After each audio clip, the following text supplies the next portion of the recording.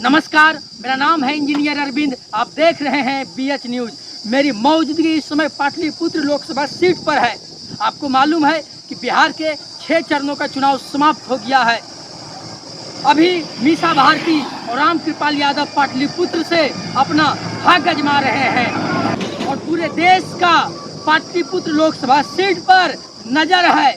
जी हाँ, खुद प्रधानमंत्री नरेंद्र मोदी 2 रैली पाटलिपुत्र लोकसभा सीट पर कर चुके हैं। लेकिन आज हम बात करने के लिए आए हैं सारण लोकसभा सीट का। जी हाँ, सारण लोकसभा सीट भारतीय जनता पार्टी ने राजीव प्रताप रूढ़ी को मैदान में तीसरी बार उतारा है, तो वही लालू प्रसाद यादव ने अपने बेटी रोहिणी आचार्य को मैदान में उतारकर बाजी को जमीन पर पलटने का काम किया है। रोहिणी आचार्य कोई पहचान की मुहताज नहीं है।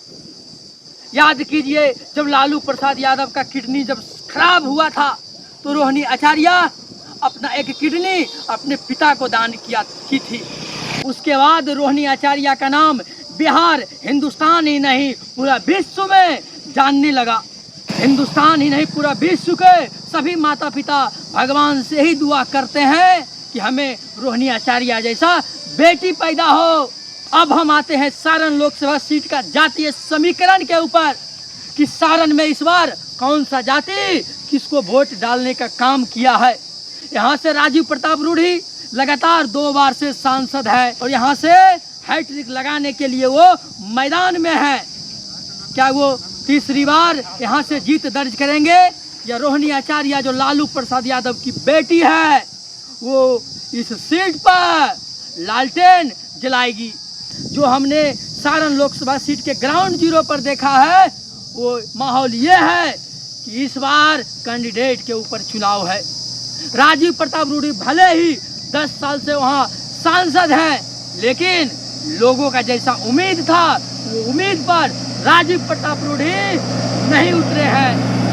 राजीव प्रताप रूढ़ी के बारे में कहा जाता है, जो हमने सारण लोकसभा सीट के ग्राउंड जीरो पर देखा है, वो राजपूत समाज को लेकर सजग रहते हैं।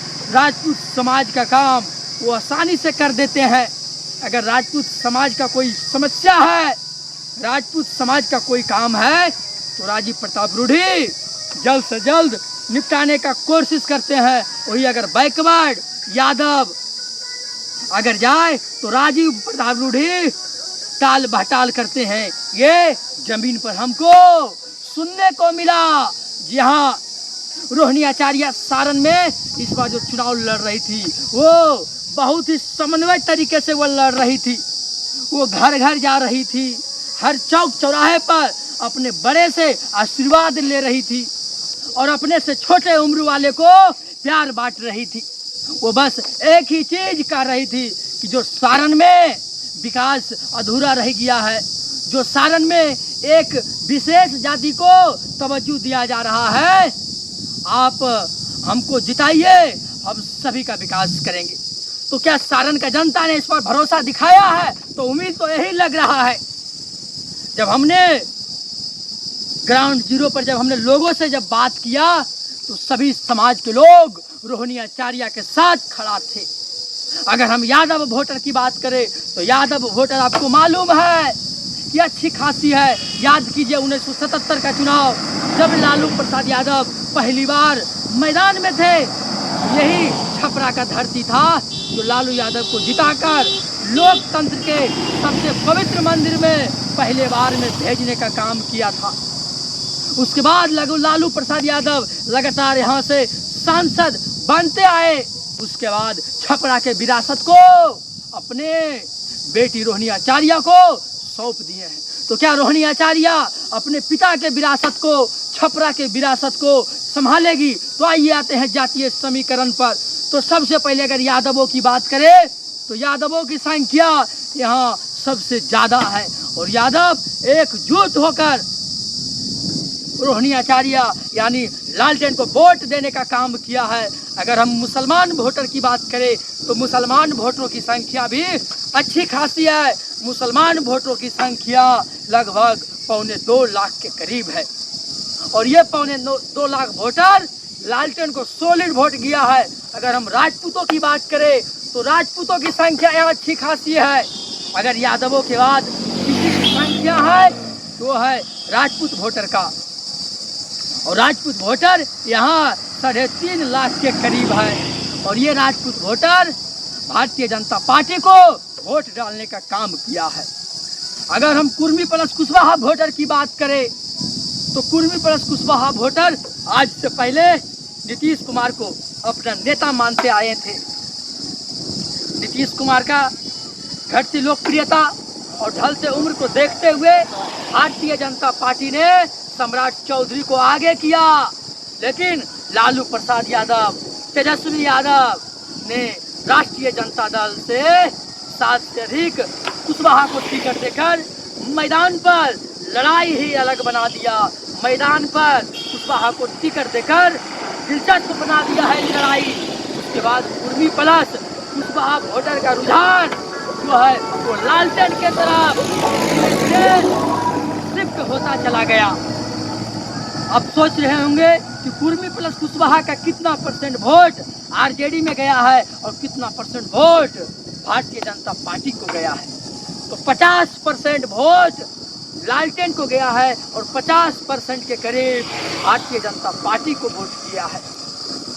अगर हम जो ST SC में अगर हम पासवान वोटर को छोड़ा के बात करें, पासवान वोटर को पहले बात कर लेते हैं, तो पासवान वोटर सारण में अच्छी खासी है और ये पासवान वोटर का 65% भारतीय जनता पार्टी को गया है और 35% लालटेन को गया है। इसमें कोई भी किंतु और परंतु नहीं था। हमने जब पासवान वोटर से बात करने की कोशिश किया कि आपका जो सबसे बड़ा नेता चिराग पासवान है वो तो भारतीय जनता पार्टी और मोदी जी के साथ है, तो पासवान वोटर का इस चुनाव में साफ साफ कहना था, सारण की लोकसभा चुनाव पर, सारण की धरती पर, कि हेलीकॉप्टर छाप यहाँ से चुनाव नहीं लड़ रहा है। हेलीकॉप्टर छाप अगर यहाँ से चुनाव लड़ता तो हम सोचते रोहिणी आचार्य एक अच्छी महिला है, रोहिणी आचार्य विकास करेगी, रोहिणी आचार्य एक युवा है और युवा के लिए कुछ करेगी। इसीलिए पासवान वोटर का 35% लालटेन को गया है। चौधरी वोटर की बात करें, चौधरी वोटर वो जो पासी जो ताड़ी को छेपता है, जो ताड़ पर से ताड़ी निकालता है, उस चौधरी वोटर की बात करें, चौधरी वोटर में 75% लालटेन को वोट गया है और 25% भारतीय जनता पार्टी को वोट किया है। चौधरी वोटर का कहना था कि जब लालू प्रसाद यादव बिहार के पहली बार मुख्यमंत्री बने थे तो ताड़ी पर टैक्स फ्री करने का काम किए थे, जिससे उनका घर, रोजी रोटी, परिवार का पूरा खर्चा जो है निकल सका था। वही सबको बातों को याद कर चौधरी समाज राष्ट्रीय जनता दल को वोट किया है और ऊपर से जो नीतीश कुमार ने तो ताड़ी बंद किया है, ताड़ी बंद करने से चौधरी समाज में भारी नाराजगी है। भले ही नीतीश कुमार अशोक चौधरी को आगे कर चौधरी समाज के वोटर को अपने पाले में लाने का कोशिश किया हो, लेकिन जमीन पर ऐसा होता कुछ दिखाई नहीं दे रहा है। अगर हम रविदास वोटर की बात करें तो रविदास वोटर, यकीन मानिए, रविदास वोटर इस बार पूरी तरह से लालटेन के साथ खड़ा है। रविदास वोटर का कहना है कि इस बार लालटेन ने जमुई में अर्चना रविदास को उतारने का काम किया, हाजीपुर में शिवचंद्र राम को उतारने का काम किया। उसको लेकर रविदास समाज में जमीन पर चर्चा है कि लालटेन तो कम से कम टिकट भी दिया है, लालू प्रसाद यादव ने तो कम से कम टिकट भी दिया है, लेकिन भारतीय जनता पार्टी और नीतीश कुमार यानी जदयू एक भी रविदास को टिकट नहीं देने का काम किया।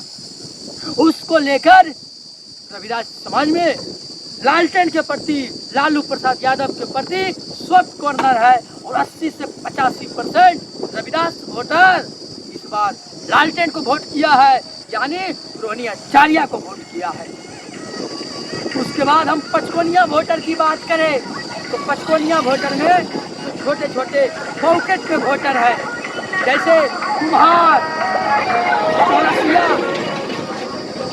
ठाकुर, नाई जिसको हम कहते हैं, ये सभी जो छोटे छोटे वोटर है पॉकेट में, जिसे गांव की भाषा में कहे पटकोनिया वोटर, ये जो है 60% भारतीय जनता पार्टी को वोट किया है और 40% लालटेन को वोट किया है, यानी आरजेडी को वोट किया है, रोहिणी आचार्य को वोट किया है, लालू यादव को वोट किया है। ये था सारण लोकसभा सीट का जातीय समीकरण। सब मिलाकर अगर हम बात करें तो सारण की जो लड़ाई है वो कमल वर्सेस लालटेन पर आ गया है। सब मिलाकर अगर बात करें तो राजीव प्रताप रूडी वर्सेस रोहिणी आचार्य पर आकर टिक गया है। रोहिणी आचार्य जैसा कि आपको हमने बताया है कि वो पहचान की कोई मोहताज नहीं है। जब से वो अपने पिता को किडनी दान की है, उनका चर्चा हिंदुस्तान ही नहीं पूरा विश्व में होने लगा है। इसीलिए इस बार का सभी जातीय समीकरण को मिलाकर अगर हम बात करें तो सारण की लड़ाई में रोहिणी आचार्य विष दिखाई दे रही है। जी हाँ, रोहिणी आचार्य यहाँ कम से कम 1 लाख वोटों से जीतने जा रही है। जी हाँ, 1 लाख वोटों से जीतने जा रही है। बाकी आप इस पर क्या सोचते हैं, आप हमारे कमेंट बॉक्स में लिखकर अपनी राय दीजिए। देखते रहिए BH न्यूज। मेरा नाम है इंजीनियर अरविंद। उसके बाद हम अगला लोकसभा सीट का जातीय समीकरण लेकर आपके सामने हम हाजिर होंगे। जब तक हमारे चैनल पर जो नए हैं, चैनल को सब्सक्राइब कर दीजिए और वीडियो को लाइक कर दीजिए, जिससे ये होगा जैसे ही हम कोई वीडियो अपलोड करेंगे तो सबसे पहले आपके पास नोटिफिकेशन पहुंचेगा। बस इजाज़त दीजिए, हम जा रहे हैं रिपोर्टिंग करने पाटलिपुत्र लोकसभा सीट के ग्राउंड जीरो पर। धन्यवाद।